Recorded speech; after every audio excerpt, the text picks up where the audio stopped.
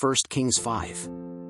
And he sent Hiram king of Tyre and his servants to Solomon, for he had heard that they had anointed Solomon king in his father's stead, because Hiram had always loved David. So Solomon sent word to Hiram, "Thou knowest that David my father could not build a house to the name of the Lord his God, because of the war with which they besieged him, until the Lord had put his enemies under the soles of his feet. But now the Lord my God has given me rest on every side, there is no opponent, nor any bad encounter. And, behold, I intend to build a house for the name of the Lord my God, as the Lord spoke to David my father, saying, Your son, whom I will put in your place on your throne, he will build a house for my name. Now therefore he commandeth that they cut cedars out of Lebanon for me, and my servants shall be with thy servants, and I will give thee the wages of thy servants, according to all that thou sayest, because you know well that among us there is no one who knows how to cut wood like the Sidonians. And it came to pass, when Hiram heard the words of Solomon, that he was exceedingly glad, and said, Blessed be the Lord this day, which hath given David a wise son over this great people. And Hiram sent to Solomon, saying, I have heard what you commanded me to say. I will do all your will concerning cedar and cypress woods. My servants will take them from Lebanon to the sea, and I will have them carried on rafts across the sea to the place you designate for me, and there I will untie them, and thou shalt take them. Thou shalt also do my will, giving sustenance to my house. So Hiram gave Solomon cedar trees and cypress trees, according to all his desire. And Solomon gave Hiram 20,000 cores of wheat to feed his house, and 20 cores of beaten oil. This Solomon gave to Hiram annually. So the Lord gave Solomon wisdom, as he had spoken to him, and there was peace between Hiram and Solomon, and they both made an agreement. And King Solomon brought up a levy from all Israel, and the levy was 30,000 men. And he sent them to Lebanon each month, 10,000 a shift. 1 month they were in Lebanon, and 2 months each at his home, and Adnirah was on the levy of people. Solomon also had 70,000 who carried loads, and 80,000 who cut stones in the mountains. Besides the chief of Solomon's officers, who were over that work, 3,300, who gave orders to the people who did that work. And the king ordered them to bring large stones, and valuable stones, hewn stones, to found the house. And the builders of Hiram and the Giblites plowed them, and they prepared the wood and the stones to build the house. 1 Kings 6. And it came to pass in the 480th year, after the children of Israel had come out of Egypt, in the 4th year of Solomon's reign over Israel, in the month of Ziv, this is the 2nd month, that he began to build the house of the Lord. And the house which King Solomon built for the Lord was 60 cubits long, and 20 cubits wide, and 30 cubits high. And the portico in front of the temple of the house was 20 cubits long, according to the width of the house, and 10 cubits wide in front of the house. And he made windows of fixed lattices for the house. And he built chambers against the wall of the house, against the walls of the house, round about both the temple and the oracle, and so he made it side chambers round about. The lower chamber was 5 cubits wide, the middle one 6 cubits wide, and the third 7 cubits wide, for around the outside of the house he had made walls, so that the beams would not rest against the walls of the house. And the house was built with prepared stones, as they brought them, so that neither hammer nor axe nor any other instrument of iron was heard in the house when they were building it. The door of the middle chamber was on the right side of the house, and by snails one went up to the middle one, and from the middle one to the third. So he built the house, and finished it, and he covered the house with planks and planks of cedar. He also built the chambers around the whole house, 5 cubits high, and joined them to the house with cedar wood. Then the word of the Lord came to Solomon, saying, As for this house that you are building, if you walk in my statutes, and do my judgments, and keep all my commandments, walking in them, then I will confirm my word with you, which I spoke to David your father. And I will dwell among the children of Israel, and I will not forsake my people Israel. So Solomon built that house, and finished it. He also covered the walls of the house from the inside with cedar boards, from the floor of the house to the ceiling. He covered everything inside with wood, and he covered the floor of the house with planks of cypress. He built 20 cubits of cedar boards on the sides of the house, from the floor to the walls, and built them within for the oracle, for the Holy of Holies. The house, that is, the former temple, was 40 cubits long. And the cedar of the house within was carved with buds and open flowers, everything was cedar, not a stone was seen. And inside the house, in the innermost part, he prepared the oracle, to put there the ark of the covenant of the Lord. And the inner oracle was 20 cubits long, and 20 cubits wide, and 20 cubits high, and overlaid it with pure gold. He also overlaid the altar with cedar. And Solomon overlaid the inside of the house with pure gold, and with chains of gold he hung a curtain before the oracle, and overlaid it with gold. So he overlaid the entire house with gold. He also overlaid the entire altar that was before the oracle with gold. And in the oracle he made 2 cherubim of olive wood, each 10 cubits high. And one wing of a cherub was 5 cubits, and the other wing of a cherub was 5 cubits. 10 cubits were from the end of one of its wings to the end of the other of its wings. So was the other cherub 10 cubits long. Both cherubim were of the same measure and of the same shape. The height of one cherub was 10 cubits, and so was that of the other cherub. And he placed these cherubim in the middle of the inner house, and the cherubim stretched out their wings, so that the wing of one cherubim touched the wall, and the wing of the other cherubim touched the other wall, and their wings in the midst of the house touched one another. And he overlaid the cherubim with gold. And all the walls of the house round about, he engraved with carvings and carvings of cherubim, and palm trees, and open flowers, within and without. He also overlaid the floor of the house with gold, inside and out.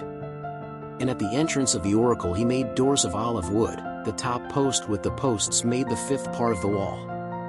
Also the 2 doors were of olive wood, and he engraved on them engravings of cherubim, and of palm trees, and of open flowers, which he overlaid with gold. He also spread gold over the cherubim and over the palms.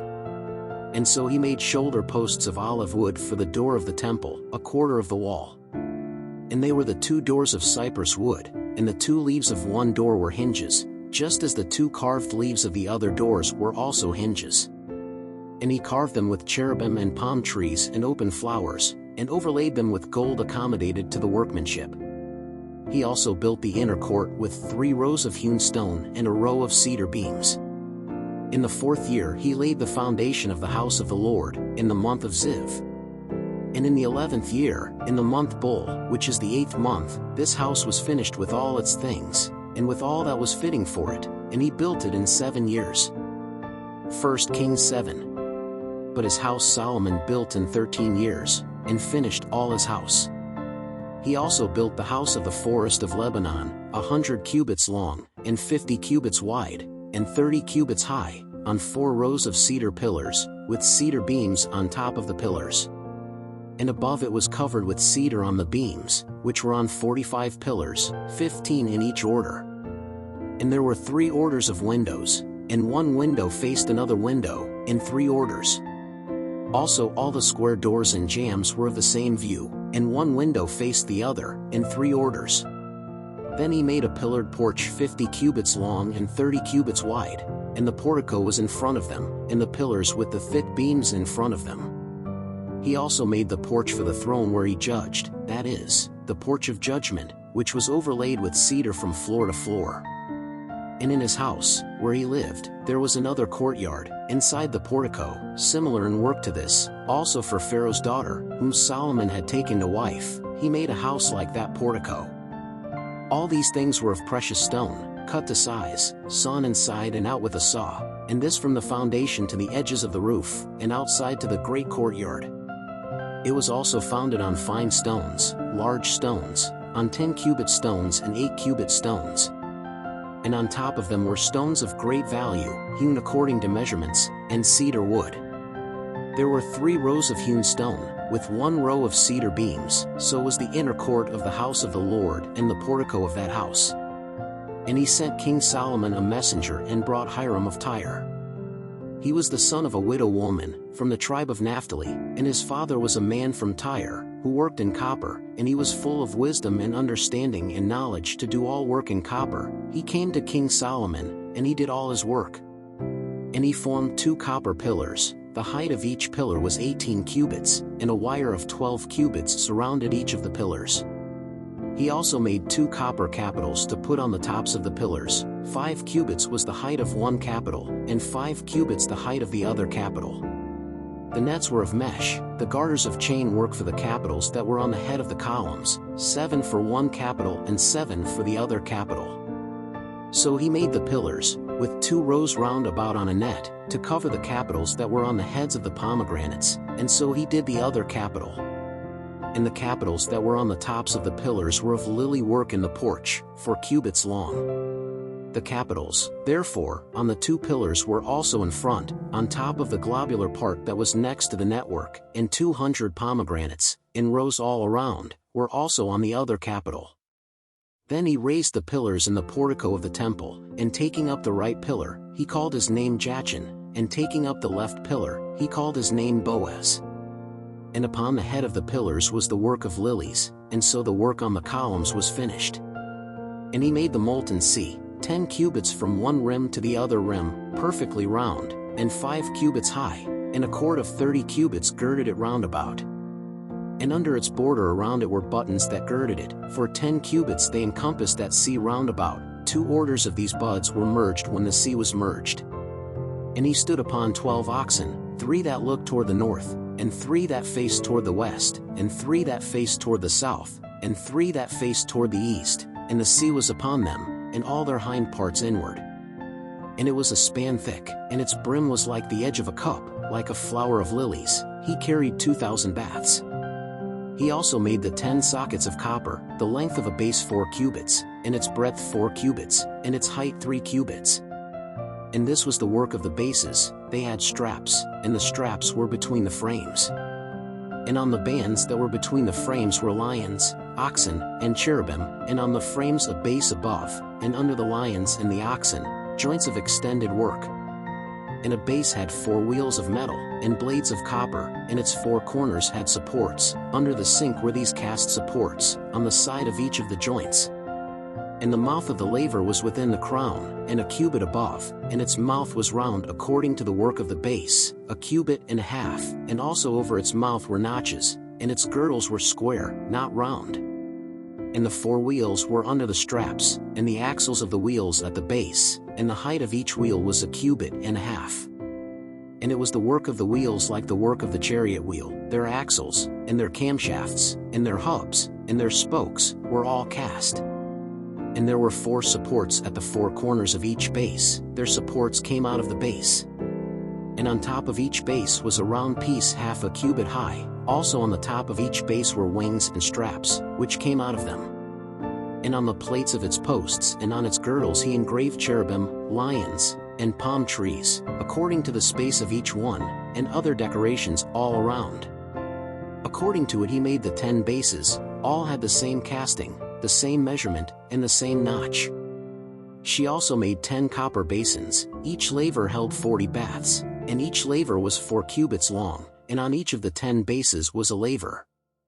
And he put 5 bases on the right of the house, and 5 on the left of the house, but the sea laid it beside the right side of the house toward the east, toward the south. Then Hiram made the lavers, and the shovels, and the basins, and Hiram finished all the work that he had done for King Solomon, for the house of the Lord. Namely, the 2 columns, and the globes of the capitals that were on the heads of the 2 columns, and the 2 nets, to cover the 2 globes of the capitals that were on the tops of the pillars. And the 400 pomegranates for the 2 networks, namely, 2 rows of pomegranates for each network, to cover the 2 globes of the capitals that were on top of the pillars. Along with the 10 bases, and the 10 lavers on the bases. As also a sea, and the 12 oxen under that sea. And the pots, and the shovels, and the basins, and all these articles that Hiram made for King Solomon, for the house of the Lord, were all of burnished copper. In the plain of Jordan the king melted them into the muddy land, between Succos and Zarethan. And Solomon failed to weigh all the objects, because of their excessive number, nor was the weight of the copper ascertained. Solomon also made all the articles that were suitable for the house of the Lord, the golden altar, and the golden table, on which were the showbread. And the candlesticks, 5 on the right and 5 on the left, in front of the oracle, of the finest gold, and the flowers, and the lamps, and the toppers, also of gold. and also the vases, and the scouring pads, and the basins, and the spoons, and the perfumers, of the finest gold, and the hinges for the doors of the inner house for the most holy place, and those for the doors of the house of the temple, also of gold.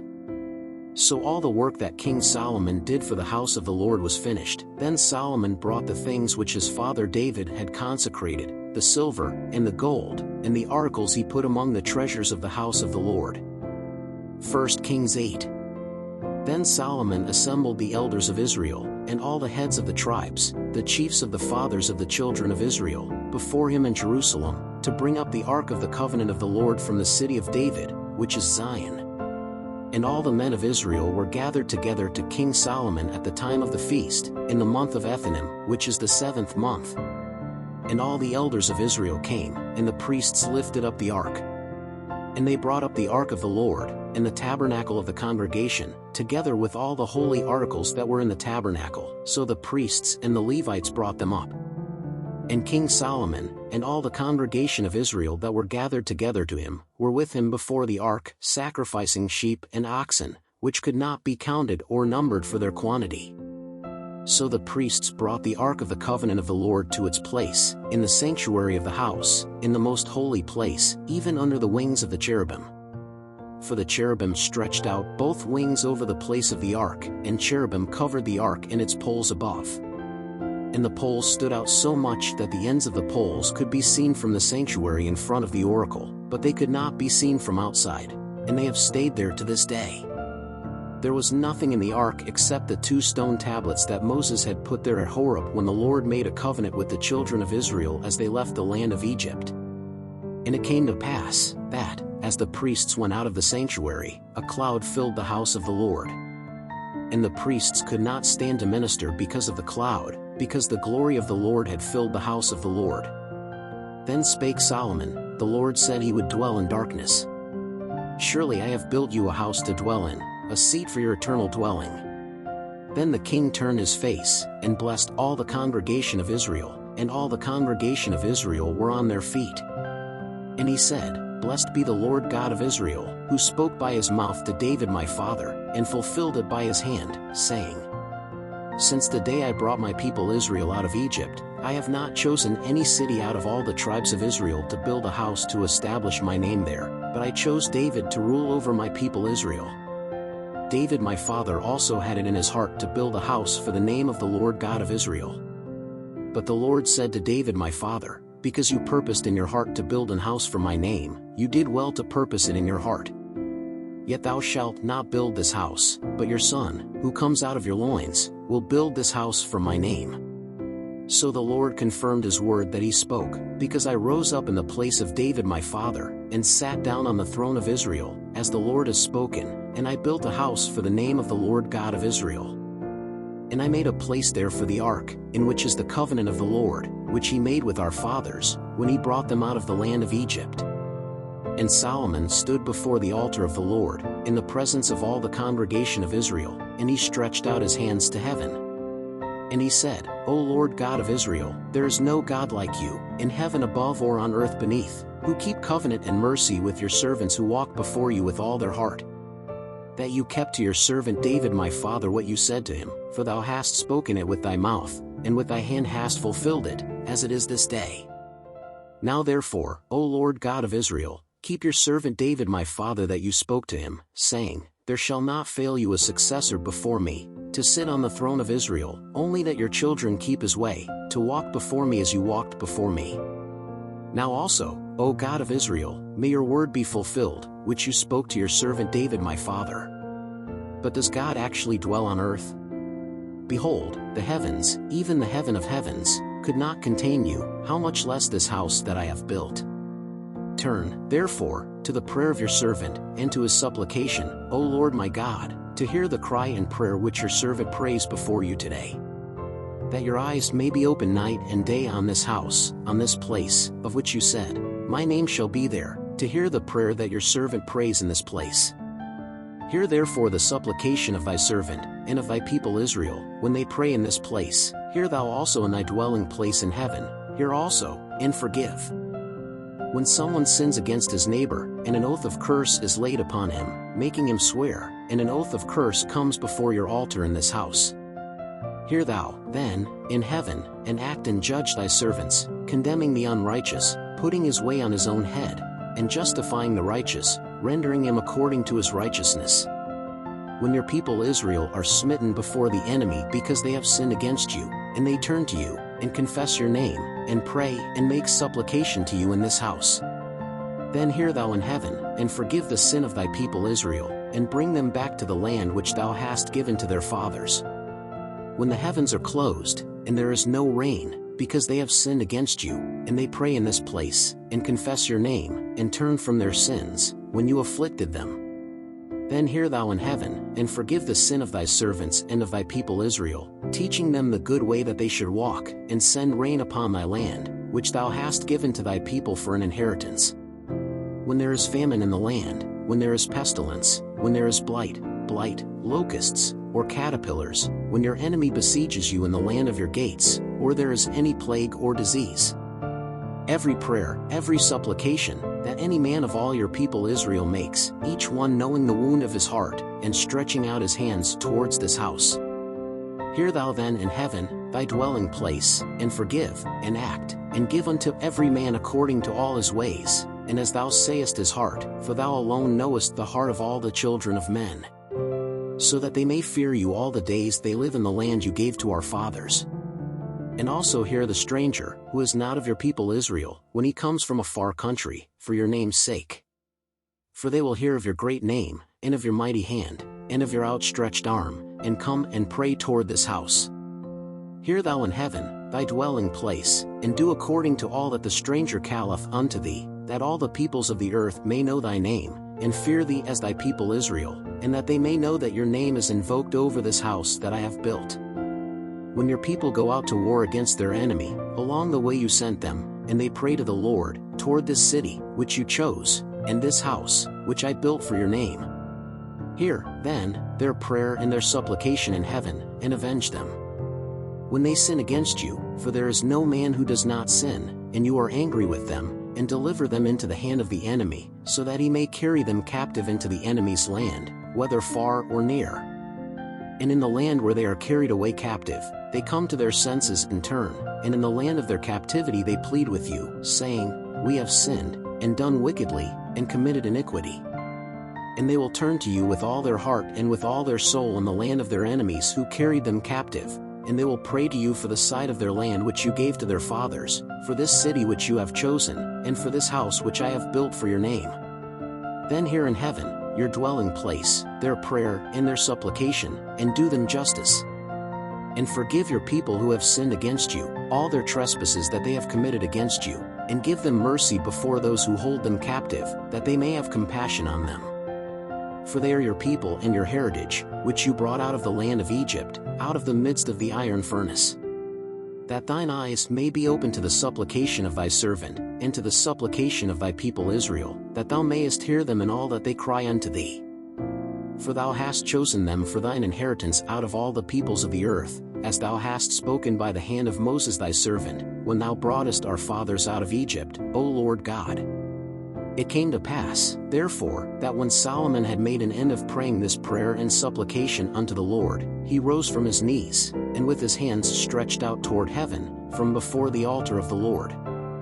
And he stood up, and blessed all the congregation of Israel with a loud voice, saying, Blessed be the Lord, who has given rest to his people Israel, according to all that he has said. Not a single word has fallen out of all his good words which he spoke through the ministry of Moses his servant. The Lord our God be with us, as he was with our fathers. Do not forsake us, and do not leave us. Incline our heart to him, to walk in all his ways, and to keep his commandments, and his statutes, and his judgments, which he commanded our fathers. And let these words of mine, wherewith I pleaded before the Lord, be near before the Lord our God day and night, that he may execute the judgment of his servant, and the judgment of his people Israel, every man in his day. So that all the peoples of the earth may know that the Lord is God, and that there is no other. And let your whole heart be with the Lord our God, to walk in his statutes, and to keep his commandments, as at this day. and the king and all Israel with him offered sacrifices before the Lord. And Solomon gave for the peace offering, which he offered to the Lord, 22,000 bullocks and 120,000 sheep. So the king and all the children of Israel consecrated the house of the Lord. On the same day the king sanctified the middle of the court that was before the house of the Lord, for there he had prepared the burnt offerings and the fat offerings of the peace offerings, for the copper altar that was before the face of the Lord was too small to fit the burnt offerings and the offerings, and the fat of the peace offerings on it. At the same time Solomon celebrated the feast, and all Israel with him, a great congregation, from the entrance of Hamath to the river of Egypt, before the face of the Lord our God, for 7 days, and 7 days more, 14 days. And on the 8th day he sent the people away, and they blessed the king. So they went to their tents, rejoicing and glad in heart because of all the good that the Lord had done for David his servant and Israel his people. Thanks for watching this video. Please subscribe to our channel, leave your like, and make a comment.